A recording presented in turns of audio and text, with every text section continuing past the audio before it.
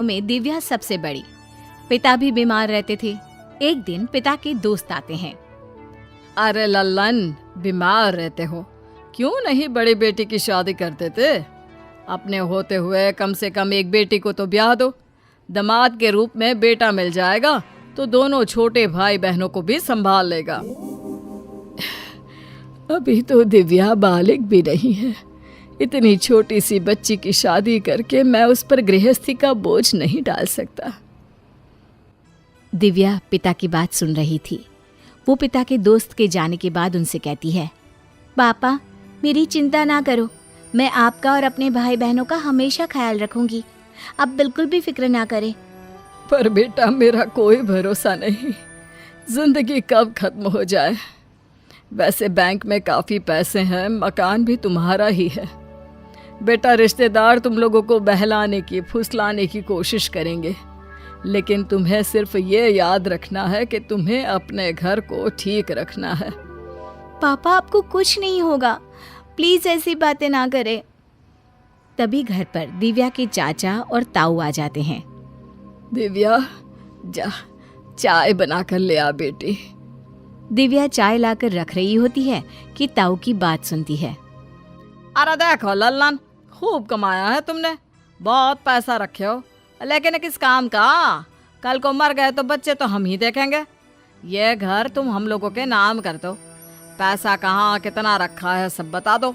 अरे कहीं ऐसा ना हो कि वो बैंक में रखा ही रह जाए। दिव्या सब सुन रही होती है।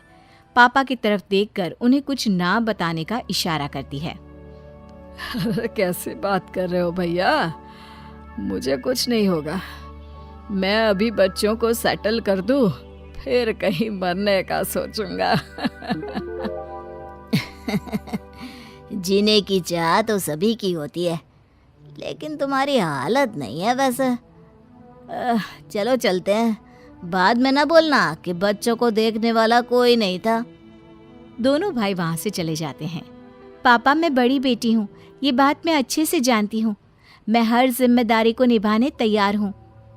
और फिर वो दिन भी आ जाता है जब दिव्या के पिता का भी देहांत हो जाता है। तब ताऊ जी आते हैं। हाँ भाई दिव्या बेटा, चलो तीनों भाई बहन मेरे साथ घर, और इस घर पर ताला लगा देता हूँ मैं। कुछ पापा की फॉर्मेलिटी है, तीनों साइन कर देना। हाँ हाँ, और क्या बच्चों, तुम लोगों के लिए अब हम लोगों को ही तो सोचना है, भैया ने तो सोचा नहीं। दिव्या को गुस्सा आ जाता है, लेकिन वो खुद को संभाल कर कहती है, ताऊ जी, चाचा जी, आप लोग बहुत अच्छे हैं। हम लोगों के बारे में कितना सोच रहे हैं, लेकिन ये घर जहाँ मेरे माँ पापा रहते थे, मैं उसे कभी नहीं छोड़ सकती। बाकी पापा ने इतना तो किया ही है कि हम लोग सेटल हो जाए। अरे बित्ते भर की हो, लेकिन बात तो दादी अम्मा जैसी कर रही हो। चुपचाप घर पर ताला लगाने दो, समझी? और चलो हम लोगों के साथ। तभी वहाँ पुलिस आ जाती है। देखिए, जब तक ये बच्चे 18 के नहीं हो जाते, हम लोगों की जिम्मेदारी है। आप लोगों का मन हो या कोई काम हो तो हम लोगों की परमिशन से इन्हें मिल सकते हैं। ये सुनकर सभी चालाक रिश्तेदार वहाँ से चले जाते हैं, लेकिन कुछ लोग ऐसे भी होते हैं जो दिव्या का साथ देते हैं, जैसे कि सुनील अंकल। बेटा दिव्या, क्या कर रही है? चाय नहीं पिलाएगी अपने अंकल को? नमस्ते अंकल। हाँ हाँ जरूर। वो सुगंधा और अंकित का नाश्ता बनाकर उन लोगों को मैं स्कूल भेज रही हूँ, आप बैठिए ना। दिव्या छोटे भाई बहन को स्कूल भेजती है और अंकल के पास बैठ जाती है। बेटा, माना लल्लन खूब छोड़ गया है, लेकिन ये मत भूल कि उसकी सरकारी नौकरी थी। अभी लल्लन के जाने की उम्र भी नहीं थी। उसकी नौकरी चाहो तो अंकित को दिला सकते हैं। अंकल, लेकिन वो तो 11वीं में है। तो बेटा उसे किसी छोटे ओहदे में लगा देते हैं, चपरासी, या फिर कम से कम इनकम तो बनी रहेगी। नहीं अंकल, एक अधिकारी का बेटा उसी ऑफिस में चपरासी बने, पापा कभी नहीं चाहेंगे। उनकी आत्मा को शांति नहीं मिलेगी। मैं अंकित और सुगंधा दोनों को पढ़ाऊंगी। और तुम बेटा? मैं भी अंकल पढ़ाई कर रही हूँ। घर रहकर जो बच्चे पढ़ते हैं ना, वैसी वाली परीक्षा देने जाना पड़ेगा। पढ़ाने वाली घर आ जाती है तो हो गया ना सब। ठीक है बेटा, तुम पढ़ाई करो और ललन की जगह तुम सरकारी नौकरी कर लेना। तुम तो थोड़ी पढ़ी लिखी भी हो। दिव्या को अंकल की बात ठीक लगती है और वो पिता के ऑफिस में काम पर लग जाती है। धीरे धीरे प्रमोशन भी होता है और फिर एक दिन पड़ोसन जो दिव्या को बहुत मानती थी, दिव्या बेटा, शादी कर ले, तेरी उम्र भी हो रही है। कैसी बात कर रही हैं? आपको पता नहीं है कि कैसे घर चल रहा है? मेरे दोनों बच्चे अभी छोटे हैं। देख दिव्या, मेरी नज़र में एक लड़का है, वो विदेश में रहता है। उसके माँ पिता यहीं पिछली गली में ही रहते हैं। तू पास में रहेगी तो भाई बहन को भी देख लेगी और शादी की उम्र में शादी भी हो जाएगी। पर ये लोग मुझसे शादी क्यों करवाएंगे? उन लोगों को पता है मेरी जिम्मेदारी के बारे में।